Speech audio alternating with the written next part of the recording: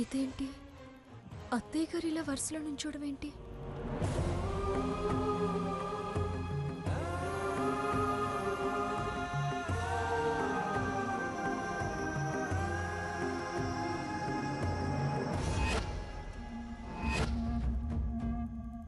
సీత, ఏంటి ఆలోచిస్తున్నావు?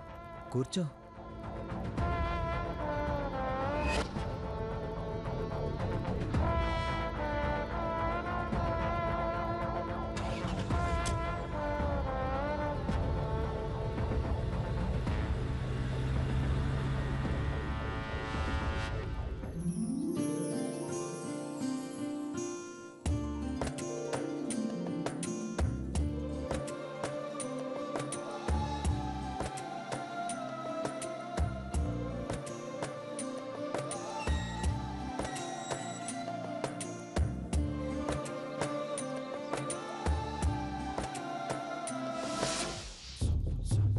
అబ్బో, సావిత్రక్క రథముగ్గు బ్రహ్మాండంగా వేసిందే.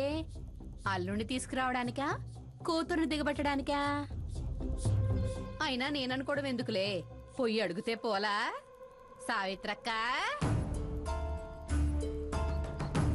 సావిత్రక్క, సావిత్రక్క, ఏంటి బయట రథముగ్గు బ్రహ్మాండంగా వేశావు?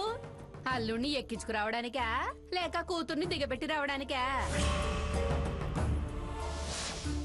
నిన్ను నీ ఎచ్చిడి మాటల్ని ఊరవతల సాగనంపి రావడానికి. ఎందుకక్క అంత కోపం? లేకపోతే ముగ్గేస్తే కూడా దాని మీద నీ ఆరాలేంటే? ఇవాళ రథసప్తమని తెలీదా?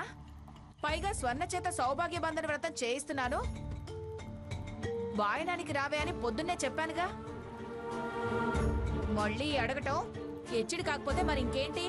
సౌభాగ్య బంధన వ్రతం సంసారంలో చిక్కులొచ్చినప్పుడు చేస్తారంటారు. స్వర్ణకే నిక్షేపంలా ఉంది.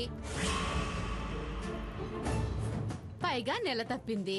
ఓసారి ఉత్తుత్తి సీమంతం, ఇప్పుడు మరో సీమంతం. ఇలా ఫంక్షన్స్ మీద ఫంక్షన్స్ చేసుకుంటుంటే మళ్ళీ వ్రతం ఏమిటక్క? ఆ వాగుడే వాగద్దని రాత్రే చెప్పానుగా, సరిపోలేదా నీకు?